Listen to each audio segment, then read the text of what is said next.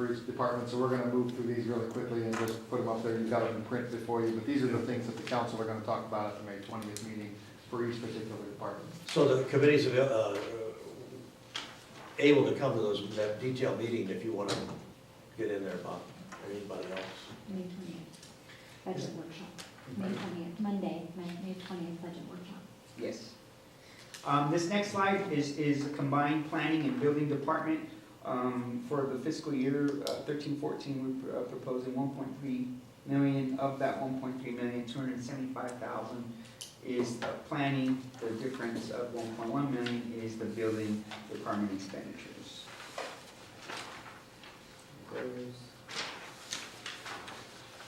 This next slide is the police department. General fund expenditure for the department. The projected is for 2014 is 5.5 million. I'll take it from there.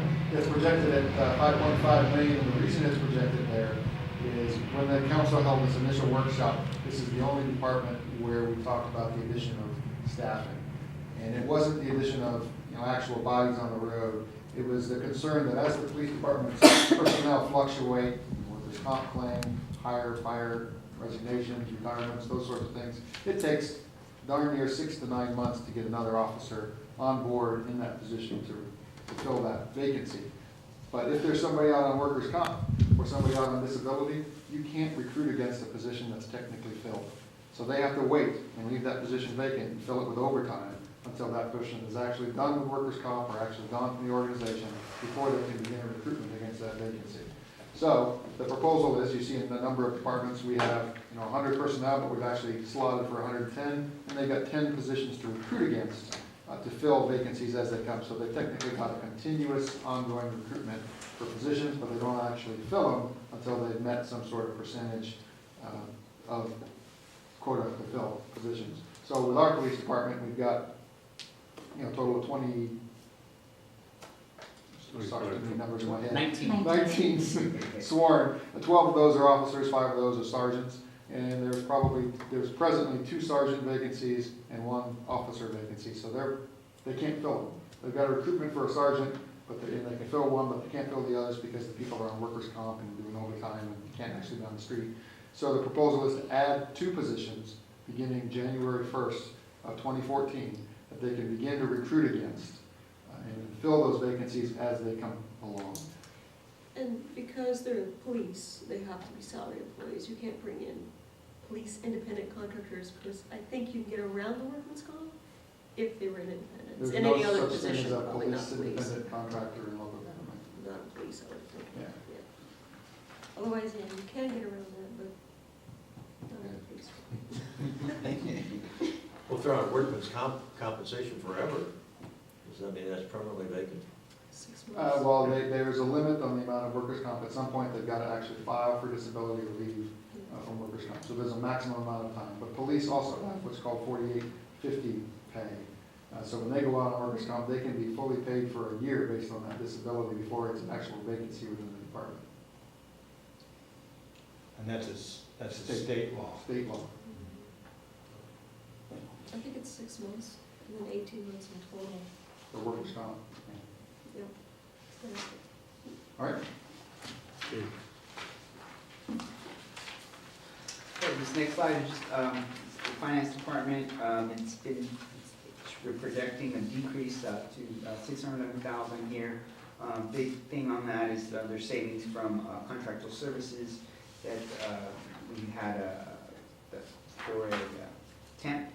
We hired them a person full-time. Also a decrease was due to some OPEB costs that went down.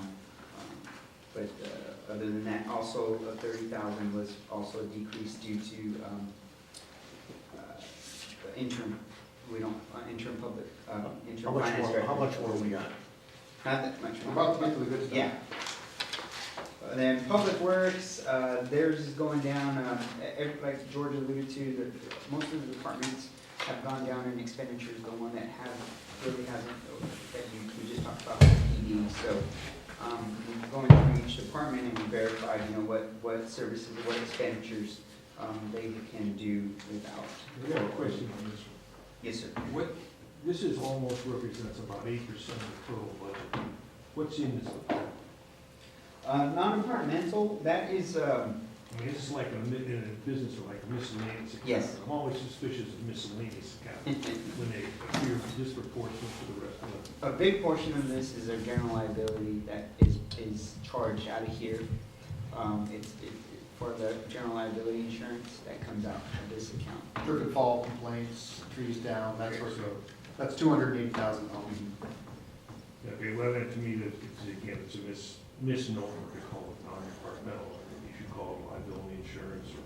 There's also in there about $90,000 for an IT plan, a county tax administrative cost of about $51,000. It's, again, it's a classification issue. Yeah. I would have had that ID plan as general expenses rather than miscellaneous. Miscellaneous to me is nickel dime stuff. Well, it's kind of- Neither one of these items you mentioned are nickel dime. No, but they're broad, they cross all departments. No, I understand. Right, I listed that way. I have a problem with that. I work it with it. Okay. Thank you. Okay, Can we move ahead with these? yes.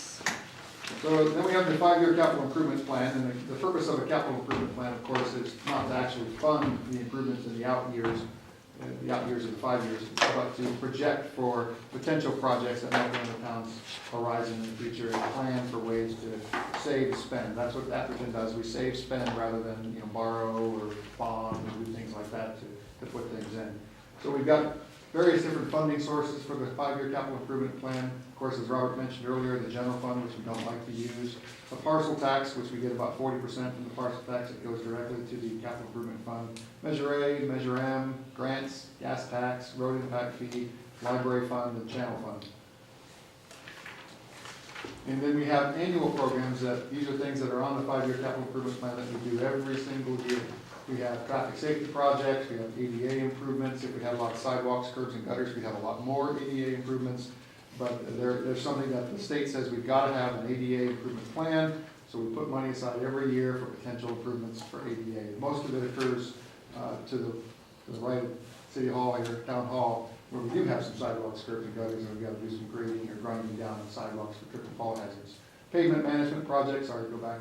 Pavement management projects, street sealing, street patching, pavement marking programs, street signs, street light programs. And these are just the basic maintenance programs, not full-on capital infrastructure replacement.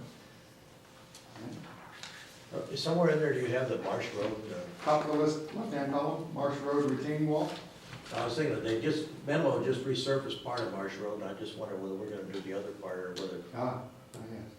I don't think that one's, it might be part of the pavement management program. I don't know what year it is, but I can find out for you. Yeah, because it starts, I think, right at Bay Road and goes to the freeway. Yeah. And the segment from Bay Road our way is not done, I don't think, and I think it's because it's in Atherton. Yes, but it's quite possible. I'll find out what year it is and I'll put that out for you. So some of the things we have on the 5-year capital improvement plan is the Marsh Road retaining wall project, which the council is currently debating about how to make those improvements. The series streetlight replacement program, that's a big headache going on right now. We've got a number of streetlights in a number of different areas in town that are really old, really depressing systems underground that need to be replaced. But because of the type of lighting it is, series streetlights, one goes out, they all go out. So you gotta try and trace back and find out where that outage is. It's giving Steve Tyler a big headache. But that's on the 5-year capital improvement plan. Bike ped master plan components, which may include, currently it's the study going on right now, but coming out of that study is going to be some recommended improvements. Park master plan, same thing. Civic center master plan, big number out there on the horizon. For the town center component of it, that's all privately funded. For the library fund, and then we have the building reserve to pay for the building side things. We've got one hybrid beacon in there that's about $135,000. That's for something along ECR. We're hoping to get a contribution from another agency who's planning an improvement along there, one of the colleges, that will help pay for, schools, help pay for a hybrid beacon at their location, and then the town can put one in at another location. If we wait until Caltrans comes to the party and wants to contribute to it and move it along, we're going to be waiting until 2018. So the fastest way to get it done is do it ourselves. George, there is some money there at San Mateo congestion. And I know other cities have gone in and got projects. I just don't know whether you're aware of it, whether you've ever tried to get any money. We try to get money from anywhere we can. Grants is the first and best place to get other people. You know, we're paying into it, so we ought to get something out of it once in a while. I agree. Are we talking about the pedestrian crossings on El Camino? We are. Because one of those, two of them actually just scare the hell out of me because they're four-legged, you know, driving along, oh my God, Yes, I can't see the, right, the width. If you're anywhere other than that center lane, you Right. can't yeah. see. So there's this hybrid beacon that our Public Works Department has brought to our attention, and it's been approved by Caltrans. And it is literally an arm that goes up and into the roadway, and it's pedestrian activated when somebody wants to walk, and it's like it's a triangle, upside down triangle. Yeah. And so it flashes yellow Mhm. and then red at the top. So it's like a, Right. pedestrian activated stop. I think they have some of those in Menlo Park. I don't think they'll have your beacon. They may have something similar to it. Yeah. They have in the road. Menlo Park is flashing right across Yeah. the ring, right by from the library to the I'm just shop. pretty scared that I'm gonna inadvertently knock somebody over because I couldn't Absolutely. see them. On the, just really move forward, but on the streetlights, isn't there a green initiative that gets a credit back? Yeah, if we actually, then that's part of the series replacement program. If we went in and replaced them with LED lights, we can get, they can help pay It's for money themselves back, over right? time, yeah. Yeah. That's part of that program. Okay. But in order to, and there are replacement heads that we could get for the tops of the lights that would still keep their aesthetic look, but Or turn solar, them into LEDs. solar related, I think. Yeah. Because we should also be thinking, in that respect, you should definitely be thinking in regards to earthquake outages as well. Mhm. You know, if you have solar, they're on that. One of the challenges of streetlights, so I'm sorry, I'll be really quick, since you brought it up, is the color of the LED lights. Mhm. Sometimes they're blue, sometimes Mhm. they're yellow, they're different colors and they light well enough. So what we've been thinking about doing is doing a small little pilot program, if we do look at LEDs, put it in the neighborhood, have people go around, look at it, see what it looks like before we actually expend some money and go out and do a whole section. I think William Park is a perfect neighborhood to do that. Absolutely. Don't you think, Chuck? Yeah, I finally got the bulbs changed on the two lights at the gate. George, in your report, you said that Steve was Rule telling me about 20 the series, that had nothing to do activates with money you. there, now, is that in here? Under Rule 28, 6 months. for undergrounding of utilities, we've got about The other will be $1.2 or so million. that series. That'll actually underground about 2,600 feet of utilities. Well, Alan would like, and I would like to see Fair Oaks done because it's a safety hazard. That's, it has to be a town thoroughfare, and there's only a couple streets that would qualify, and Well, Fair Fair Oaks Oaks is not one is of them. not one? Not one of them. You gotta tell the traffic that goes down there every Yeah, it's day. Middlefield, Atherton Avenue, ECR, streets like that, not Fair Oaks. Well, but we can do it on You can do a underground. citizens. Correct. You But can do you, underground district. is or that given your 20 budget here, do you get any help? You could use this as a ploy. It's an extension, because Atherton Avenue, they said was, and they said Middlefield. It connects Atherton Avenue and Middlefield. Oh, Atherton Avenue is? Yeah, Atherton it's Avenue it's is at Atherton probably Avenue and Middlefield, so that one section of Fair Oaks where you guys are, is not. That's crazy. It's too curvy. Curvy. It's too curvy. We don't like the curvaceous streets. Alan, speak up, it's your street, it's your corner. I'm really concerned about getting to adequate focus on the 5-year plan. That's right. So we got the library, we'll go through real quickly, that's what our proposed expenditures are, the library fund for 13-14, that is primarily just the master plan, in there about 150,000 library funds. Parcel tax revenues, they're projected stable at 1.858 million. 60% of that goes to direct law enforcement services at 1.16, 40% goes to capital projects, 743,000. And as I mentioned, we're a save, spend town, we don't spend money before we get it. That So- expires when? Next year? Yeah, it has to be renewed this year, November. The components of the parcel tax expenditures, again, are the 1.116 for public safety. Above that, you see what we expend every year for capital projects. Why it's more than the 743,000 year to year that we actually get is because, again, we're a safe spend community. These are the other funds that contribute to capital projects and the amount that we contribute, revenues to expenditures each year. Taxable, total available revenues to expenditures for capital projects, excluding the $2 million balance we have in facilities. We're spending $1.8 million in the 13-14 year. Reserve policy, we've got two established reserves. One is a 15% emergency reserve, and then we have a 20% operational reserve, and then we've got a static building reserve, which is sitting about $650,000. And this is the scary slide. As you look out, revenues over expenditures, you see that gap closing. That's what we don't like to see, but for the most part, it is primarily due to conservative estimates for revenues and a little bit of aggressive estimates in some areas for expenditures. But we will monitor that year to year. In years 14 through 18, it's purely projection, not reality. 2014 is the reality we expect to be.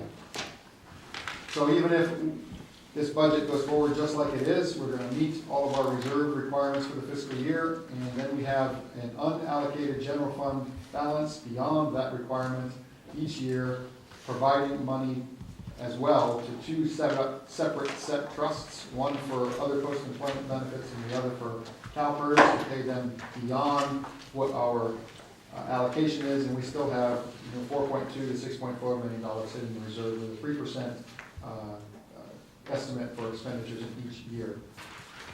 So by June 30th, we're going to pay off the side fund for local miscellaneous, so we will pay off all of those side funds. Those will be down to zero. And in 2013-14, the employee pension rate and employer pension rate for non-safety is 11.1. For safety, it's 27.87. In fiscal year 15-16, PERS is going to begin their rate smoothing process over a 5-year period of time, where in each year they're going to add 1.1 percentage points to the rate. So, add 5.5, 2.1, 5 years, 5.5. Question about the future. If you noticed in the Daily Post today, the city of Palo Alto will soon be paying more in pension costs and benefits than it will in salaries for currently employed workers. Are we headed down that path? We are not. Nope. We're not. We paid off those side funds. We're in good shape. Well, I think we need some, I don't understand and believe what you just said. So I think we need to Yes.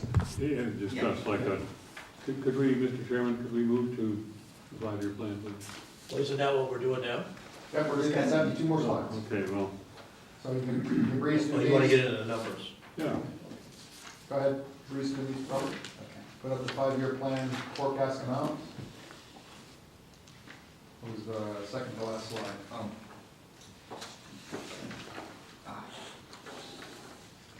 George, I'm gonna ask probably a stupid question here, but Oh, that was me. the slide that you showed the gap narrowing on the Yes. 5 years and so forth, but at the same time, the reserves grow.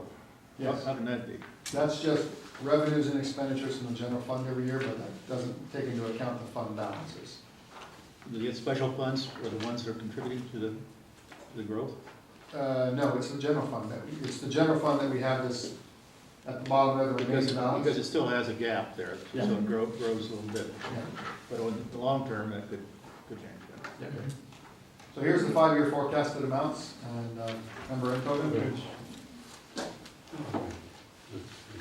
What this is saying is, general fund revenues over expenditures, we've got a general fund balance at the end of the year. We have to meet our 15 and 20% reserve requirements, so based on our projections, we're gonna meet those at those amounts in the out years in the current plan year 14.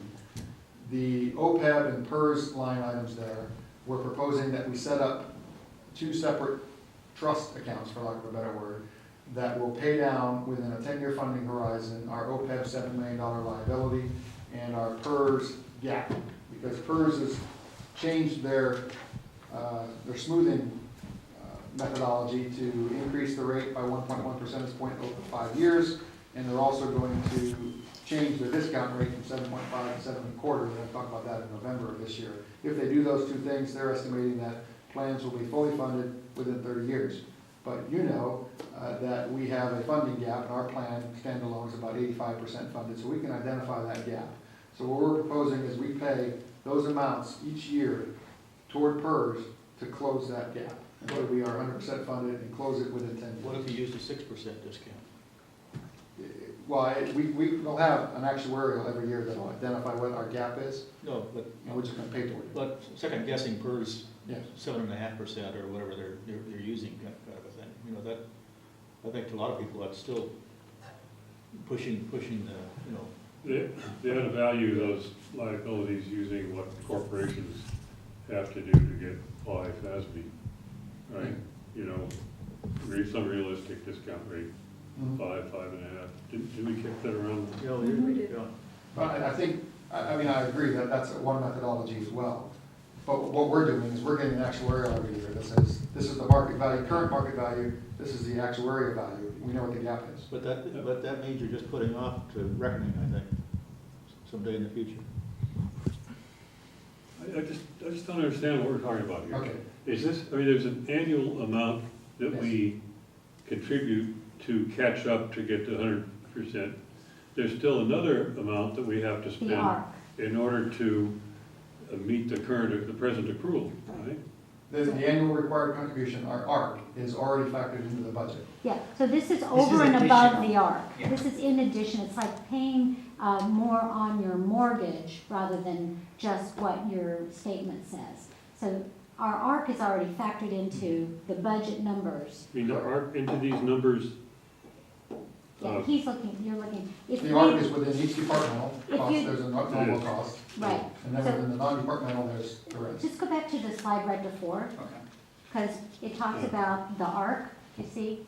The town's current annual ARC is 582,000 for OPEB. that's for OPEB, okay. Okay, so if you look at what the next slide, we're gonna add to that ARC another 252,490, which then would pay it down. It's like an accelerated mortgage payment, We- right?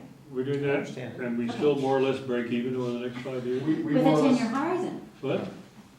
These are not that, chart that's closing its gap. These are actual contributions from our unallocated general fund reserve. So that balance, even after we've contributed to those two, the remaining balance at the bottom is our unallocated general fund reserve year to year, from which we're drawing those two amounts. Unless PERS changes their rate, Something even more drastic than what they've done. and then you can adjust it. Correct.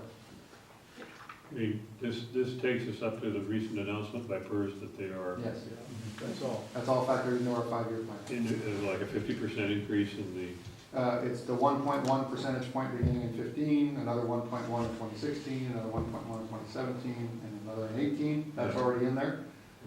As well as, what we did not factor in there is the potential discount rate reduction from 7.5 to 7.25. We're not exactly sure what that's gonna be, but PERS has said it could be anywhere from a 0 to 2% increase in your rates. see, so these numbers, say, as it involves police, for example. Yes. You have up here on the third page of these details.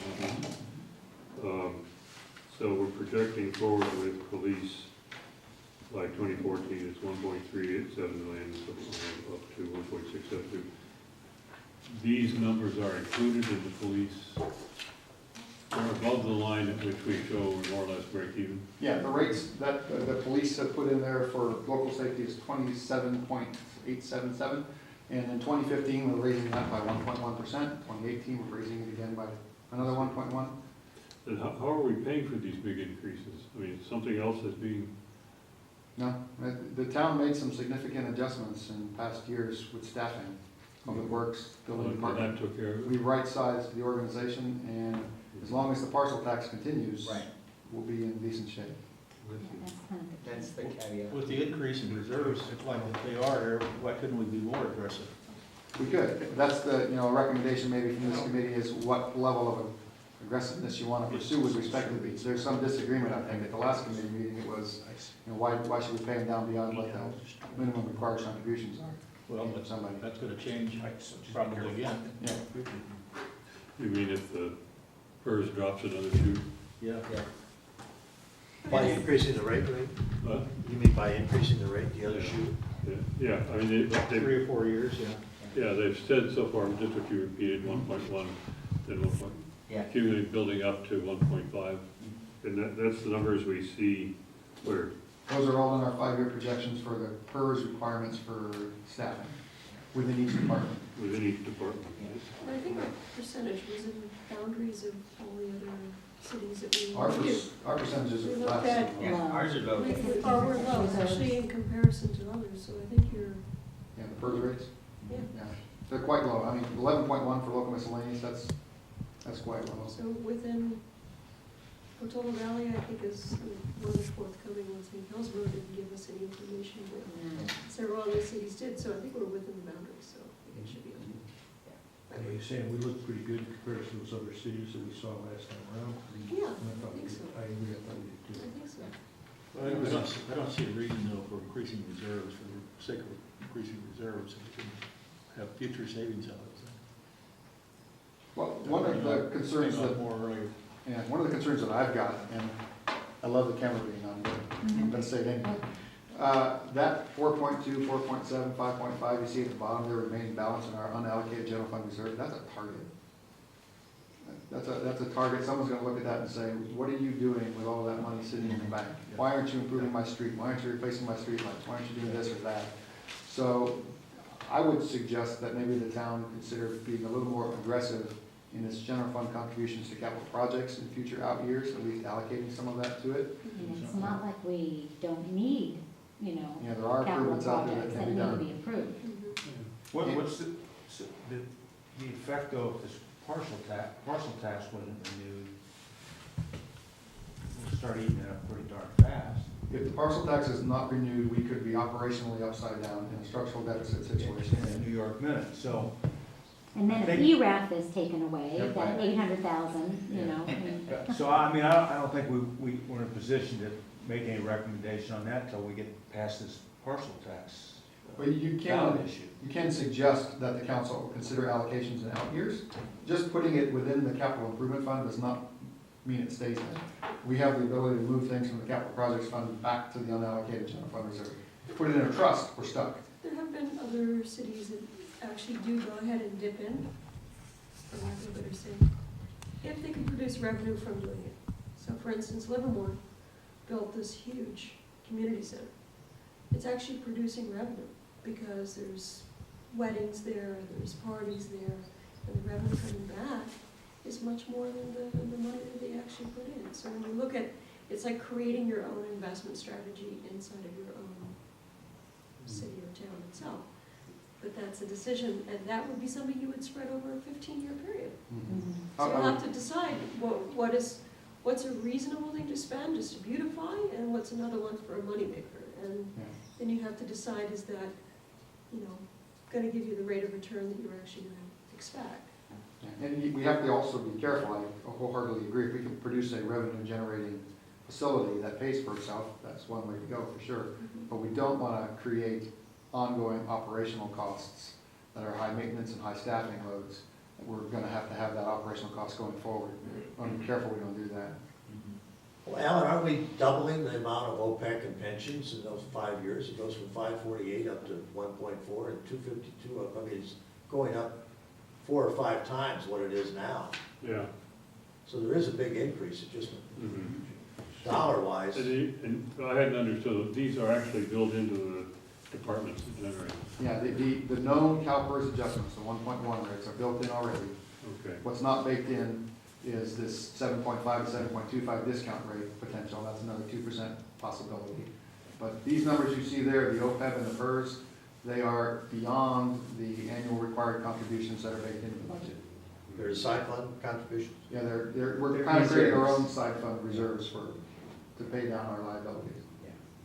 These are reserve components from the fund balance reserve, so you see the breakdown, 15%, 20%. So these are coming out of the reserve component. What generated the progression though? Like, Why does it go up? it's so dramatically. Yeah. That was just a number, I mean, just to put in there to show, okay, if we put in 252, I think the difference is probably about 226,000. It's the same amount every year increment that was used. So it's put in there to show, okay, we don't have a set number of what we want to contribute, but this is, okay, this is, if we wanted to do a certain amount every year, increase it another 226,000 every year, then that would be the portion. that we would pay. Doesn't that formula just pay it down in 10 years? I mean, didn't you extrapolate that out This- for a 10-year amortization? Yeah, this is Fully actually, paid? 5 years, so Right. actually half of it Mhm. is, so whatever the total, so it's half of the total is paid off, or we're putting aside half of it by year 5. Mhm, right. Half of the liability Yeah. is put aside. But They then, have 10-year funding horizons. it does have a 10-year Mayor's- version, right? Yes, that's right, Right. 10 years. But this is only 5. I can see that. But you could have done it with I mean, an no, identical number year to year, just like a mortgage. So you could have allocated a percentage to it. A Yeah, straight and, line. and this was just for The starting creation point for of discussion. dialogue, right? To say, that this isn't anything that we've got from anywhere, and it's the same, because this is We just just some numbers. created that. Yes. You have 3 huge factors that can change that. You've got a revenue number that you've discounted down. You've got an expense number that you've discounted up, and you've got a PERS factor factor as well. Well- So these are 3 really, which you And get what- real numbers. Yeah. What revenues are going down? He projected his revenue number lesser than what it probably would be. And Property he taxes are projected his projected at expense 3. number higher than what Right. it Well, would be. let's So see. there's a good buffer there. And the good thing about this is this forecast, we can update it twice a year, every time we feel fit. You know, if November would be a good time once the Mid-year's PERS. always a good time. Yeah, mid-year, exactly. And so it'll be, always be adjusting. This is just a snapshot viewpoint. Okay, this is putting these factors in. This is what we have a remaining balance after we've factored in those components. But another thing too, would probably be we could increase maybe the reserve policy. Mhm. Right now it's 35%. Mhm. Maybe we decide to make it 40%. Mhm. So those are, I mean, there's a number of factors that we can take into account here. So this is, again, this is just a starting point. So, Go for this is dialogue. a silly question. These excess contributions to OPEB and PERS, we would set up a trust fund that in itself could then may earn interest? Yes. I mean, we're not paying OPEB and, CalPERS. No. this money. No, we would continue to pay just our basic annual required contribution. Right, and so this would be under a restricted trust account Trust account. that maybe could earn And if, 0% and interest. if PERS did something crazy like you're intimating they could do, drop the other shoe, we've got that trust fund to weather it out. Plus, in any given year, we wouldn't have to make any contribution. Right. We chose not to, so it's Yeah, you doing something is Let's see, gonna happen, I'm sure. it is, still leaves me puzzled. The, from 14 to 18, the expenses for the police department go up by $800,000 a year.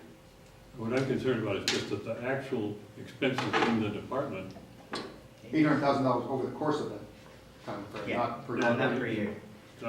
well, I'm looking at the annual amount in 18 minus the amount in 14. So the total increase from 14 to 18 is 800,000. It's 800,000. How does that track with the reserve for CalPERS, which is, actually goes up by about 900,000? But I just want to be sure that each year we are displaying in the expenses of that year what the real expenses are. The CalPERS expenses? The retirement, the full retirement expenses. Well, we can break down the rates for you if you like within each particular year.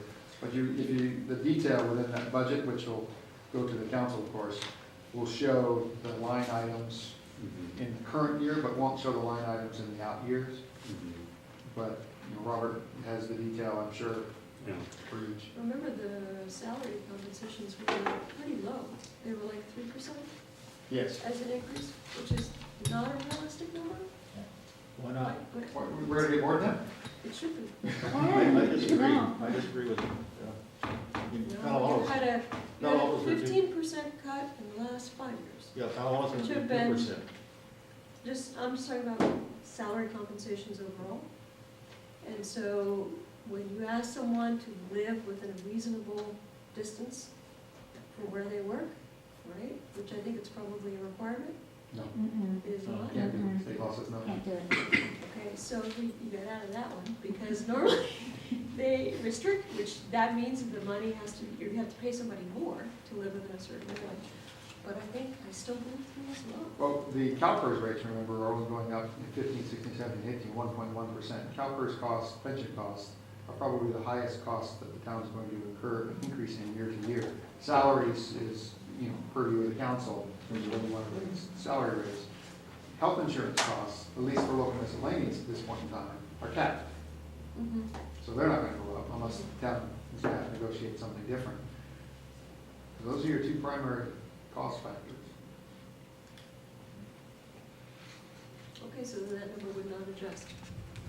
It would Otherwise, it adjust, would adjust. probably not significantly more than maybe 3%. Okay. Of course, most of the council is very generous and wants to give us a 5% raise. Oh, they're quiet. I'm only one vote. Well, I'm still puzzled, I mean, to just take the police department. Okay, I see this amount that we show here, the spending is growing at 3% a year. But we believe that pensions and healthcare are growing faster than that. Well, healthcare's capped, so our healthcare costs will be capped. Well, the police department, they're not Well, yet. we don't know. We don't They're know. not, I mean, it's subject to negotiation. Yeah, That's the direction. but council's headed. but the non-union, the miscellaneous employees, is already capped, and that's for 10 employees, right? Yeah. Our non-safety Okay, employees. so we still have to We've already negotiate done that. that. So, yeah, in those negotiations, we don't know what's happening with that. Right, But okay. we've capped our healthcare costs, we've put the burden Okay, so on to healthcare- the and then the- employees for contribution, for his Mhm. contribution. They're paying their own share. They're right? paying their own share now, so we're making savings in that regard. That's why a lot of these expenditures in the departments have gone down, because we've made those adjustments. So you're seeing a 3% increase in salaries and benefits or operational costs of the police department every year? Yeah, Yeah, 1.1% of that is, not 1.1. not 1% of the total, but of like the payroll Right. is in there, that component. It is part of that. So when you look at the total as a department, it's about 3.5%. And When you see, within the first 2 years of the use of that workman's comp issue will be flushed out, because we had a lot of overtime, which would go away because of that. We can recruit. That would be corrected itself We within the can first. recruit. for non-police, healthcare is capped at Yes. at what? At a cafeteria rate, single is 750, married plus one is 14, and Those dollar amounts are capped. Mhm. so healthcare costs go up, the employees on the